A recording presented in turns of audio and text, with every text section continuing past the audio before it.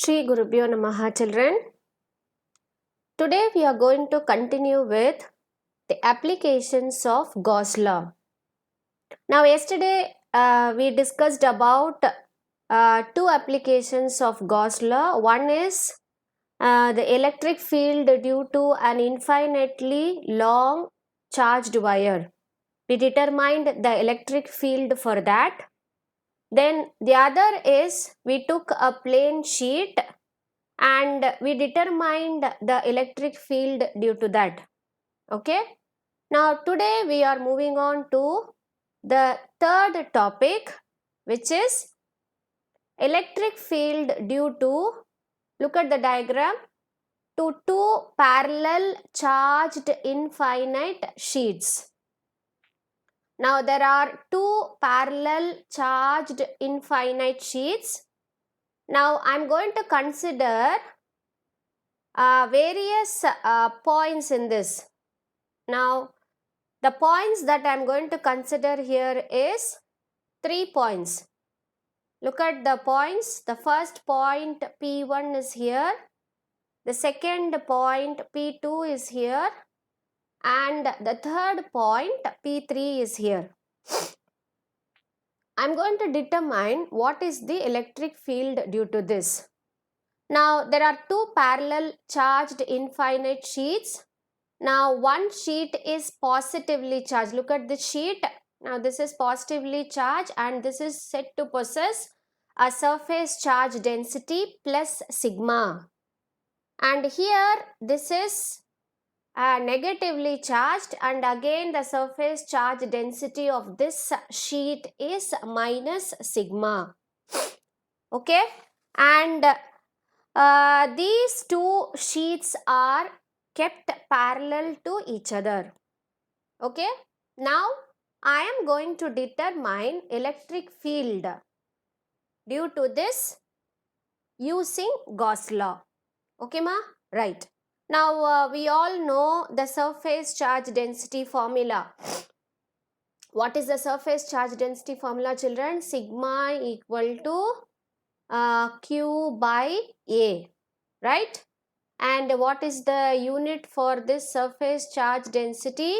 It is Coulomb per meter square, because we talk about charged infinite sheets, we go for surface charge density. Okay, right. Now what is the magnitude of the electric field due to an infinite sheet? Now have you heard this somewhere? This is the topic we discussed yesterday. I repeat the topic again. What is the electric field due to an infinite charged plane sheet? We arrived at the formula for that. What is the formula we arrived at? We defined electric field to be sigma by 2 epsilon naught. This is the equation we arrived at yesterday. That is the second application of Gauss law. Okay, so we are going to have this equation because again today we are going to consider infinite sheet only, but we are, instead of taking one sheet, here we have taken two parallel charged infinite sheets. Okay, right. Now we'll move on to the determination of electric fields. Okay, so let us start with points P2 and P3. Now look at the diagram once again. Very carefully listen to the diagram, children. We are going to consider the points P2 and P3 which are outside. Okay, now this P2 is to the right side of the two sheets, which is outside, and here this P3 is also outside but to the left side. So first let us start with P2. Now imagine a test charge to be here. Okay, so let me at this point let me write a test, let me fix a test charge. Now as you know, the test charge is always, what is the test charge always? The test charge is always positive. Okay, Now I am going to find out the direction of the electric field. I know the magnitude. Magnitude I have already written. See here. What is the magnitude of the electric field due to a plane charged infinite sheet? This is the value. E is equal to sigma by 2 epsilon naught. So I am not bothered about that. I am bothered about the direction here now.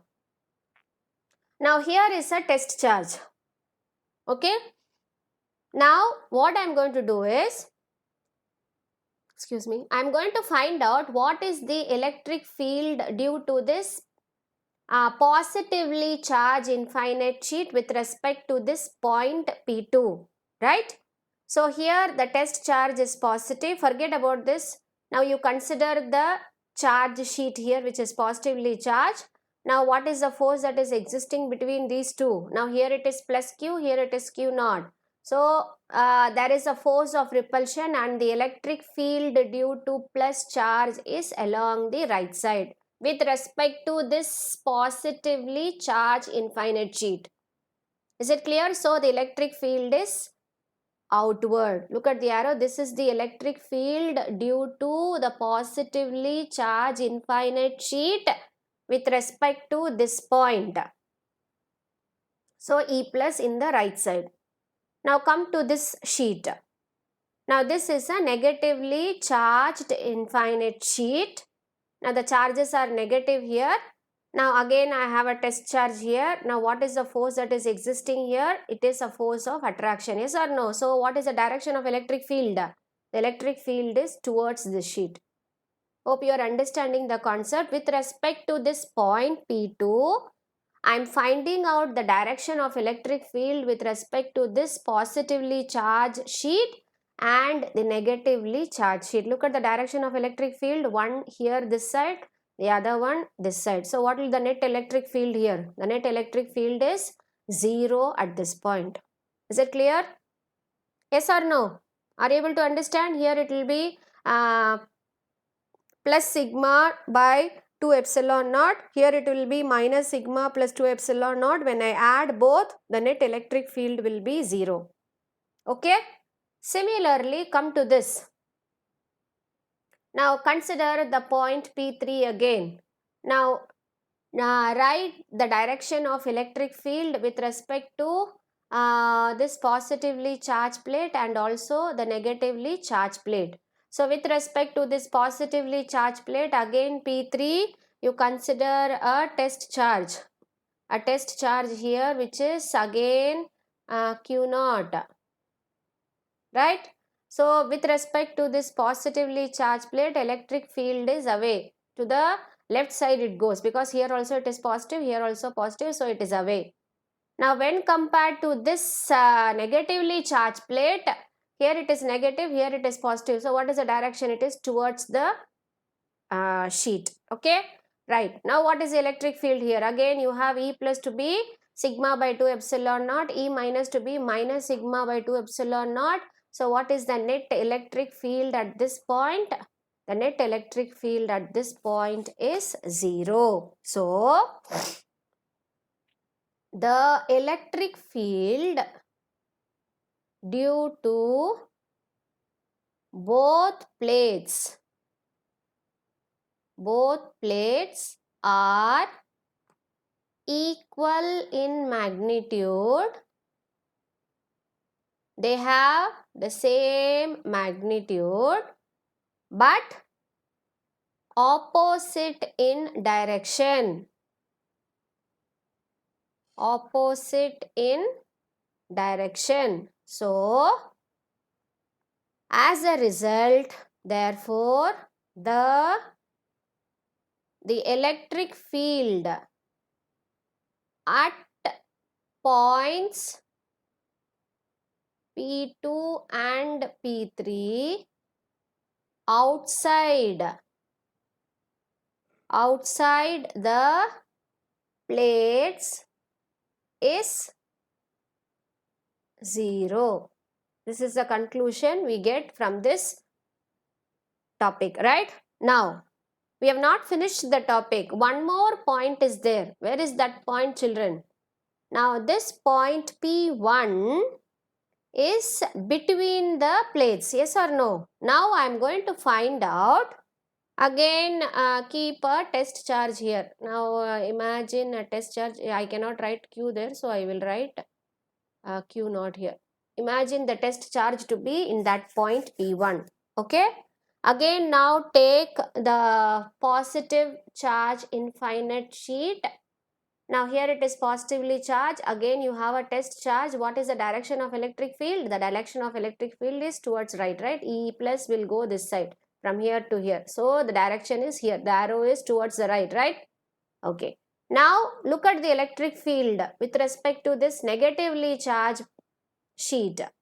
Now with respect to P1, again it is Q naught. Here it is negatively charged. So plus to minus. So again the direction of electric field is towards right. Yes or no? So what will be the total electric field now? So I will write here, children. So the electric field inside is, now what is the magnitude?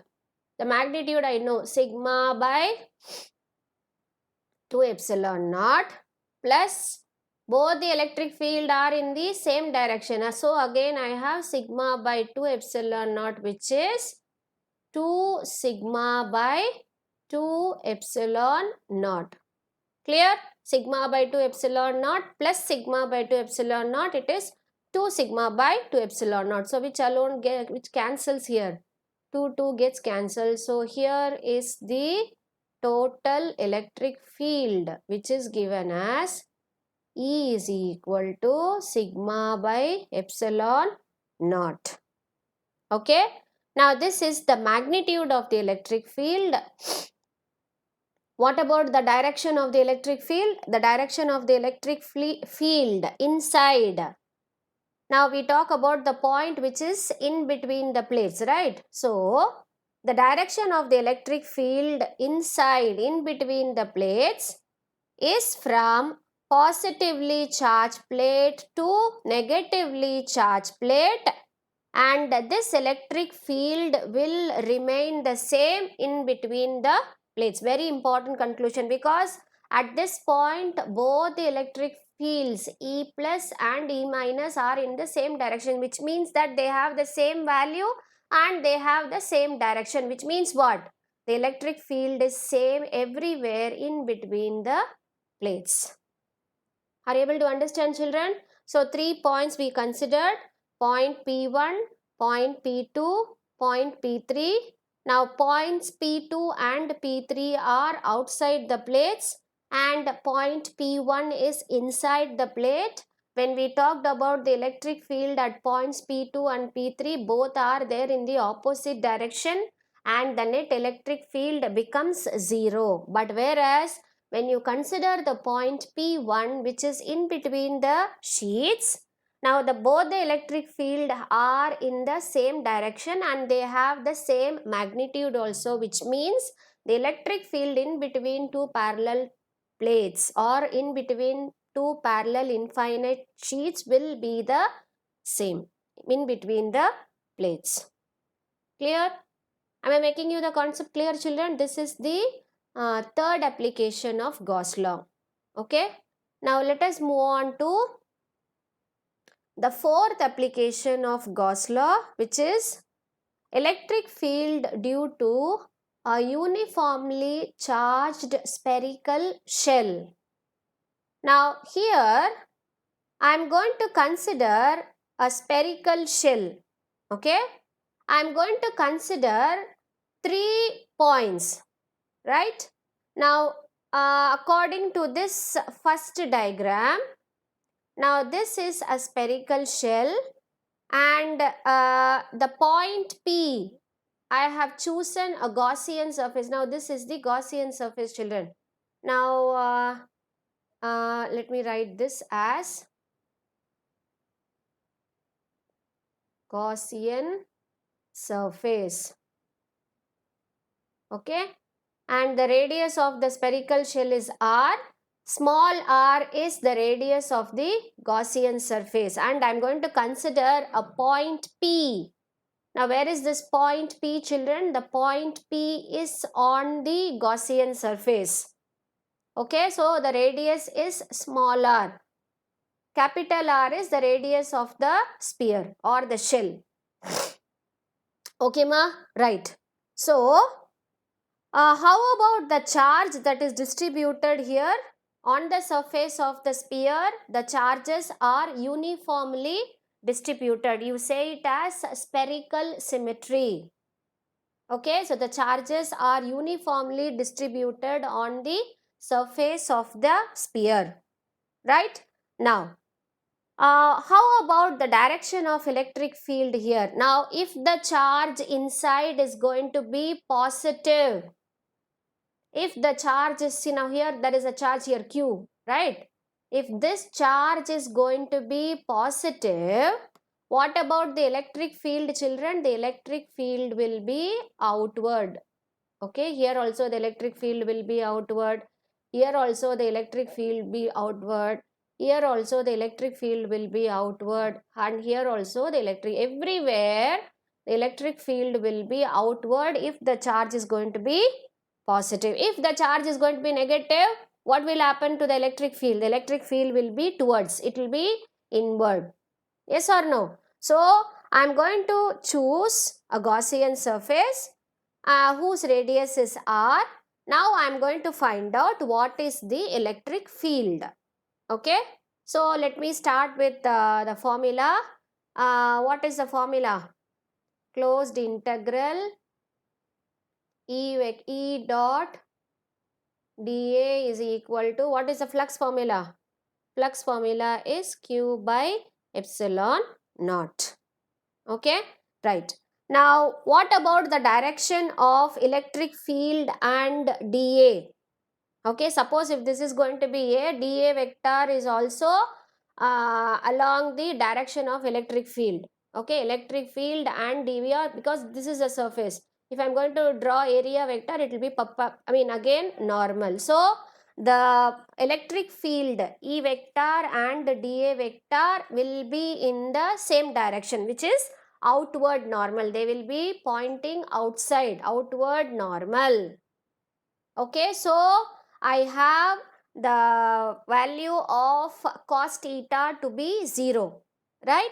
And we know that electric field is same everywhere. So I will write this equation as E. I take it out. I will integrate only dA is equal to Q by epsilon naught. So what is integral dA?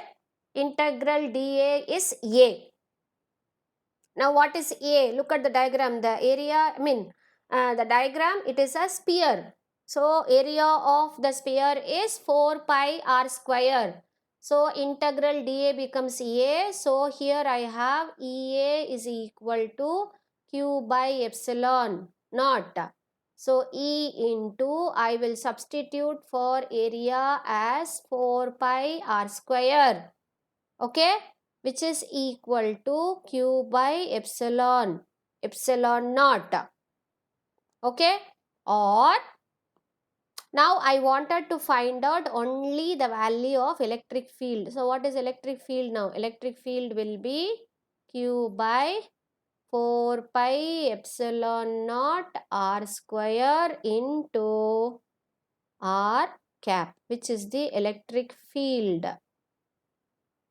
Okay, at a point P on the Gaussian surface. So what is this value of, the value of electric field at this point, which is given as E is equal to Q by 4 pi epsilon naught r square. Now what is the direction of the electric field here? As I told you, the electric field is radially outward. If Q is going to be positive and if Q is going to be negative, the electric field is going to be inside. Inside, not inside, it is towards the charge. Okay, so this is one case. Now the second case, the diagram is not given, children. The second case, what is the second case? I will tell you. Now I said this is a sphere. Okay, now let us consider a charge Q, right? And R is the radius of the sphere.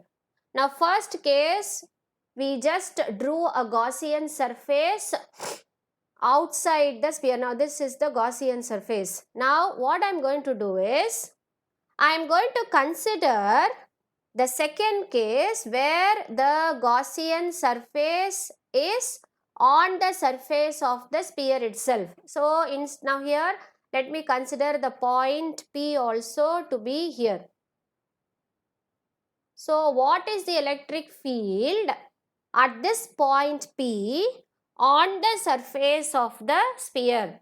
Okay, so Gaussian surface is also on the surface of the sphere. So in that case, nothing else. What is the same equation, but instead of r square here, I will simply write, now let me write here, at a point on the sphere. Where is my cursor? At a point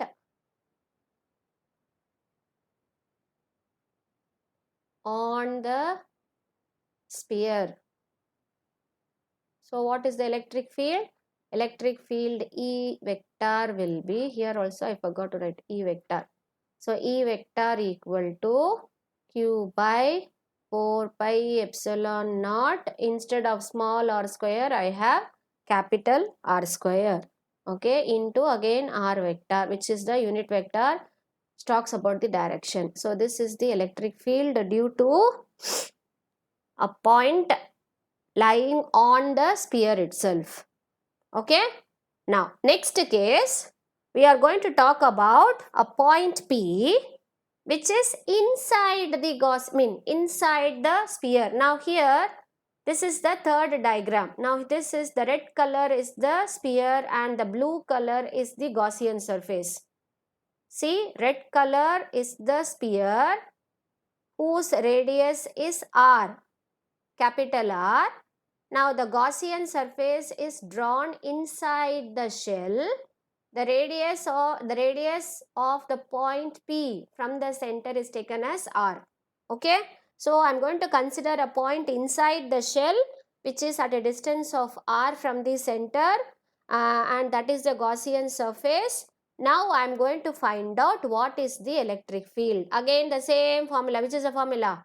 Again E vector dA vector is equal to Q by epsilon naught.